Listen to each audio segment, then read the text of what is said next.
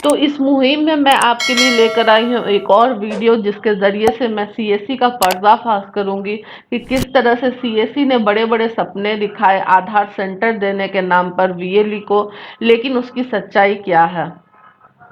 किसी ने भी कभी भी नहीं बताया कि कितने सेंटर एग्जैक्टली मिलेंगे वीएलई को। अगर आप ये आर्टिकल पढ़ सकते हैं तो इसमें क्लियरली मेंशन किया गया है कि सिर्फ और सिर्फ 20,000 सेंटर ही सीएससी के माध्यम से खुल सकते हैं आधार के। तो ये चीजें क्यों नहीं बताई गई थी शुरू में। हम आप सब ने काफी उम्मीदें लगा ली थी आधार सेंटर से, और फिर उसके बाद एक स्टैटिक आईपी का तामझाम खेला गया। वो हो गया तो एक लैपटॉप की कॉन्फ़िगरेशन बताई गई, लेकिन इन सब के बीच ये कभी नहीं बताया गया कि एग्जैक्टली कितने सीएससी के अंतर्गत आधार सेंटर खुल सकते हैं। अगर आप आपकी स्क्रीन पर पढ़ सकते हैं तो क्लियरली देखिए, यहाँ मेंशन किया गया है कि सिर्फ और सिर्फ 20,000 सेंटर्स ही खुल सकते हैं। मैं आपको पढ़ के बता देती हूँ यहाँ क्या लिखा गया। With these 20,000 additional centers available to Aadhaar, the users, particularly in rural areas, need not visit Aadhaar centers in the bank branches or post offices for this work. तो एक तो यहाँ पे रूरल एरिया की बात की गई है, और दूसरी बात की गई है यहाँ पे कि सिर्फ और सिर्फ 20,000 सेंटर से खुलेंगे। तो इन चीजों पे क्यों सीएससी ने कोई क्लैरिफिकेशंस पहले नहीं दी थी।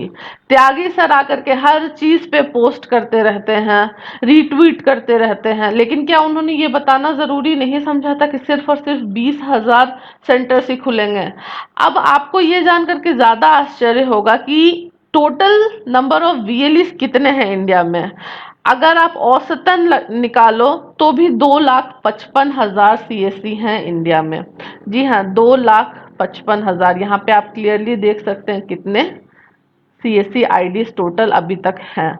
तो आप मान लो कि कुछ, चलो मैक्सिमम ले लेते हैं कि 55,000 के कुछ ऐसे वीएलई होंगे जो कि काम नहीं करते हैं, फिर भी 2 लाख, तो 2 लाख में 20,000 ही खुलेंगे आधार सेंटर। तो आप अनुपात लगा लीजिए। और इस तरह की चीजें, इस तरह का इंफॉर्मेशन क्यों डिस्क्लोज नहीं किया गया, इसके ऊपर कौन जवाब देगा, इसका कोई अंदाजा नहीं है किसी को भी।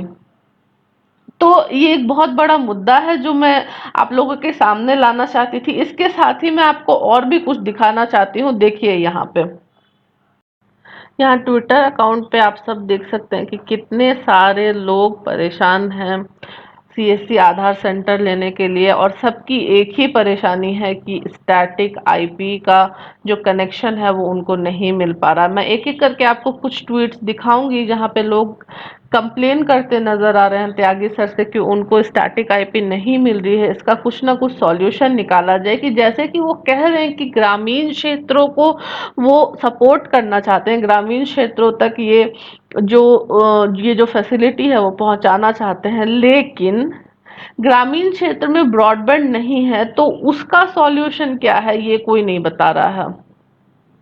जैसा कि आप यहाँ पे देख सकते हैं कि ये सीएससी खालिदपुर जी की ट्विटर अकाउंट है, और ये कहते हैं कि साहब स्टैटिक आईपी लेने की आपत्ति नहीं है, कम से कम ब्रॉडबैंड के लिए लाइन तो लगवा दो हमारे गांव तक। तो ऐसे बहुत सारे ट्वीट आपको मिलेंगे, लेकिन शायद इन लोगों को ये पता नहीं है कि प्रॉब्लम तो सीएससी की ये है कि वो सिर्फ 20,000 लोगों को ही सीएससी सेंटर खोलने की अनुमति दे सकते हैं, और ऐसा बिल्कुल भी नहीं है कि हर वीएलई को ये सुविधा दी जाएगी।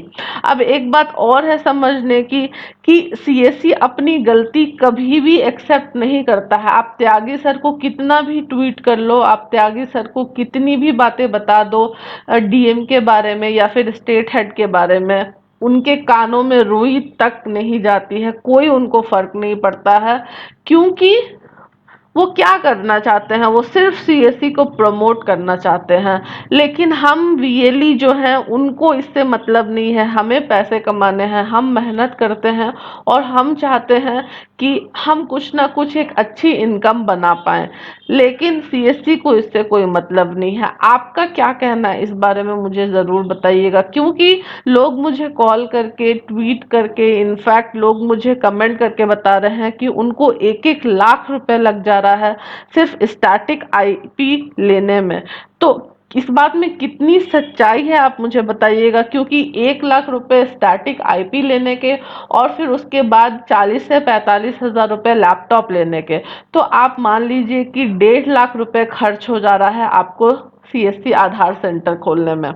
तो 1.5 लाख रुपए खर्च करके अगर आप आधार सेंटर खोलते हो तो ये कहीं से भी समझदारी की बात नहीं है। और मैं आपको एक और अपडेट दे देती हूँ कि अभी सबको एक मेल आ रहा है कि अगर आपने अप्लाई किया था और क्रेडेंशियल्स वगैरह का काम पूरा हो गया है आपका, तो आप जो आपकी डिवाइस है उसको कॉन्फ़िगर कर लें। और ये तभी होगा जब आपके पास स्टैटिक आईपी रहेगी। और अगर ये जल्दी नहीं किया गया तो आपने जो भी प्रोसीजर्स अभी तक फॉलो किए थे उसको नील बटा सन्नाटा घोषित कर दिया जाएगा, यानी उसकी कोई वैल्यू नहीं रह जाएगी।